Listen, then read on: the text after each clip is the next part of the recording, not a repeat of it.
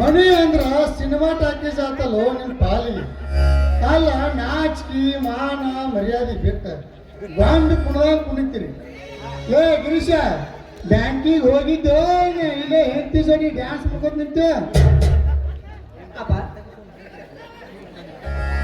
ಅಪ್ಪ ಹೋ ಹೋ ಹೋ ಹೋ ಹೋಗಿದ್ದಪ್ಪ, ಇದೀಗ ನಿಂತ್ಕೊಂಡಿದ್ಯಪ್ಪ. ಹಾ ಮನಿಗೆ ಬಂದ ಕೂಡಲೇ ಇದನ್ನ ಮಾಡಂತ ಹೇಳ್ಯಾರ ನಿಮ್ ಚೇರ್ಮನ್ರ.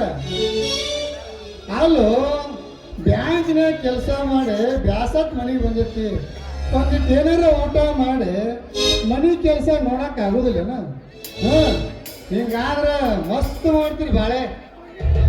ಅಪ್ಪ ತಪ್ಪ ಕ್ಷಮಿಸಿ ಬಿಡಪ್ಪ, ಇನ್ನು ಮುಂದೆ ಎಂದೂ ಹೀಗೆ ಮಾಡುವುದಿಲ್ಲ.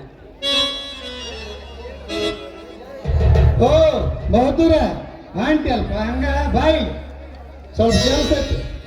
ದಾರ್ಯಾಗ ಬರೋ ಮುಂದೆ ನಿಮ್ಮ ಬ್ಯಾಂಕಿನ ಚೇರ್ಮನ್ ಭೇಟಿಯಾಗಿದ್ದೀರ. ಇದೇನೋ ಆಡಕ ಬಿಲ್ಬಂತ ಅಂತ ನೋಡು. ಸರ್ಕಾರದವರು ಮೈಸೂರಾಗ 6 ತಿಂಗಳ ಕೋರ್ಸ್ ತೆಗ್ದಾರಂತ. ಅದಕ್ಕೆ ನಿಮ್ಮ ಬ್ಯಾಂಕಿನ ವತಿಯಿಂದ ನಿನ್ನೆ ಕಳಿಸ್ಬೇಕಂತ ಮಾಡ್ಯಾರ. ನಾಳೆನ ಮೈಸೂರಿಗೆ ಹೋಗಿ ತಯಾರಿ ಮಾಡ್ಕೊ ಅಂತ ಹೇಳ್ಯಾರ.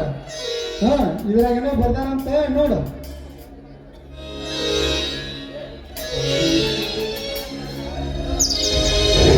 ಏನಪ್ಪಾ ನೋಡ್ಕೋದ ನಿಂತಲ್ಲ ತಣ್ಣಗ. ಏನ ಮೈಸೂರಿಗೆ ಹೋಗ್ಬೇಕತ್ತಿ ಹೋಗಿಲ್ಲ? ಹೆಂಡತಿ ಜೋಡಿ ಹಾಡೋದು ಕುಣಿಯೋದು ಬಂದಕ್ಕತ್ತ ಚಿಂತೆ ಮಾಡಕತ್ತೇನ ಮತ್ತ? ಅದೇನಿಲ್ಲಪ್ಪ, ಸರ್ಕಾರದವರು ಹೊಸ ಬ್ಯಾಂಕ್ ಸುಧಾರಣೆ ಸಲುವಾಗಿ ಆ ಕೋರ್ಸಿಗೆ ನನ್ನೇ ಏಕೆ ಆರಿಸಿದ್ರು ಅಂತ ಯೋಚನೆ ಮಾಡ್ತಾ ನಿಂತಿದ್ದಪ್ಪ.